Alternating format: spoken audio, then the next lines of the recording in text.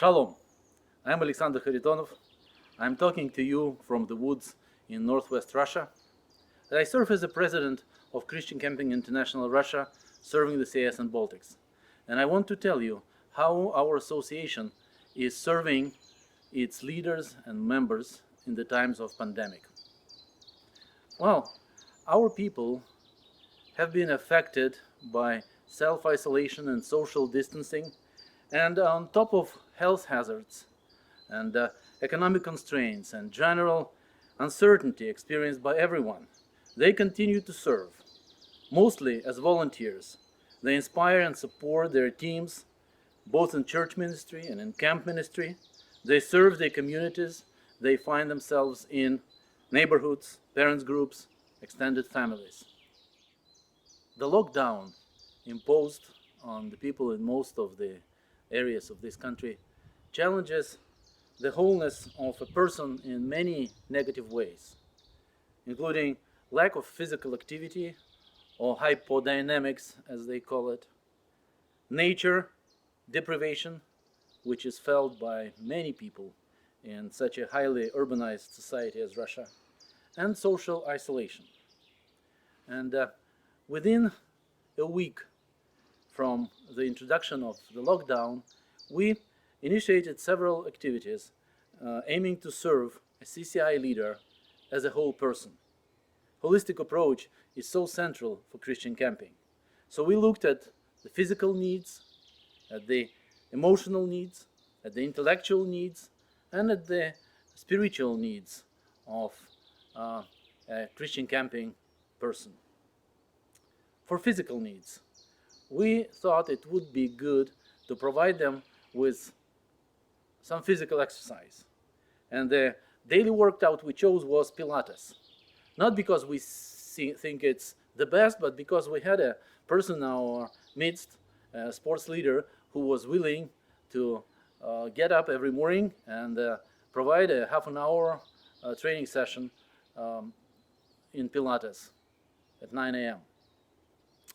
Personally, I didn't think that this physical activity is too manly, but I was actually humbled in my opinion, and I enjoyed it. There are lots of other choices available on the internet: yoga and qigong and aerobics or powerlifting. But the thing here is not to provide the best physical training, but to do it in-house, to do it from our own midst, which I am sure is possible for every camping team. Emotional needs. In normal circumstances, all people who worked in an office setting or any workplace, they have lunch breaks and coffee breaks, and these are not all the times to consume a preferred beverage like coffee or tea or soda or beer for some, but most of all, this is time of grooming, social interaction, when people through small talk, through exchange of some very meaningless news, they share their emotions, they get confirmation from others, they let out their fears or anxieties and negative experiences, and they get reconnected emotionally with their gang, their bunch. So for that purpose, we offered virtual coffee breaks, where at 3 p.m. or 5 p.m. We get together, each one with a cup of their preferred beverage, and talk to each other for half an hour without an agenda, just the way we would do at a normal coffee break. Intellectual needs. Well, at the time of lockdown, people don't need more information, do they? There is so much available through webinars and TV series and different programs and virtual tours and talks from best speakers in all the areas. But what our people need is food for thought, very specific for camping leaders. Insights, creative ideas that will help them process the mess around them and to follow the path of love, hope, and righteousness in their circumstances, in their specific ministry. So we decided we would consider a training curriculum. And at first we thought about a type of online conference. But then we just recognized how much these people have in terms of exposure to the internet, in terms of Zoom time they spend daily. And we realized that the initial plan of doing a normal, like 3-5 track, 10-hour a track conference is not realistic. People would drop out. People would not stay with that because they are overloaded with web presence and zooming of different kinds. So we chose several topics and we offered just 1 or 2 1-hour Zoominars a week. But those topics were really relevant, we hope, and focused on the needs they have right now. The first one was how to survive and win in the times of pandemics. And that was about leading yourself, about self-discipline, about wholesome practices that would allow you to function and to think and to serve others, even though all the normal flow of your life is disrupted. The next one was how to convert crisis into an opportunity. That was dedicated to specific strategic planning for your organization in the times as now. The third one, how to homeschool your kids and not go nuts. I need to tell you that distance learning was forced on all the parents and all the children just in a time of a week, and they had no choice, and they had no desire actually, and no skills to do it properly. So we wanted to offer our leaders as parents some insights from both homeschooling parents and non-homeschooling parents, how to use this opportunity and actually how to again make the crisis, how to solve the crisis for the benefit of the kids and parents. The next one was how to master Zoom and maximize your online efficiency. Well, most people are now very familiar with Zoom, and most people still use it just as a video calling device, such as or an application such as Skype.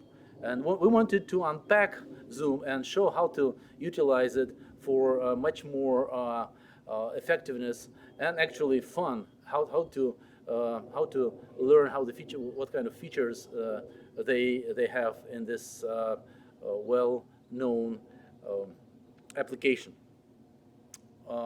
Another Zoominar, how to bring your Sunday school online. It was a success story with a lot of life hack advice from one ministry in Latvia that became a TV channel and a correspondence club at once. We're now into the two Zoominars on virtual team building, introducing games and activities that engage your participants mentally, emotionally, and even physically, whilst you're still seated at your screen, at your monitor, and separated by the internet. And another one that is planned for the next week is family camp programs as a powerful tool for blended camping. Even if social distancing is still enforced this summer, people will spend time together as families. So many churches are now considering a blended approach where the camp is run distantly by remote through the internet, but the micro units, the groups, the family units operate according to the same program and interact also by distance, by remote. Again, all of these Zoominars, all of them but one, were developed and presented by our own leaders. So it was an intellectual challenge for them, as well as a challenge in creativity, as well, not just for the participants, for the listeners. And of course, spiritual needs. Well, nothing new. We offered weekly prayer meetings, and I would say that these needs were probably met the best for the people because they were already engaged into prayer circles at their churches, in their families, in their small groups, but still we wanted them to reconnect on that level as well. So you see, with the frequency we had, daily workouts, physical, and several times a week, coffee breaks, twice a week or once a week, Zoominars, and then one weekly prayer meeting, prayer Mondays. We had a perfect pyramid, which actually is a simplified version of a hierarchy of needs by Maslow. We did not plan it that way, but it turned out to be pretty balanced, and we wanted actually it to be serving the whole person. Again, it's not just the content that was there that we wanted to present. It was our main goal was to replace social distancing by social converging and bonding. And we think that this is the high calling of Christian camps, even at a time when we cannot be on site and we cannot serve people in the natural setting, a beautiful one, such as the one I am enjoying right now. So I want to bless you, and I want to encourage you to try even the distancing media for the well-being of your people and for the glory of God. Thank you.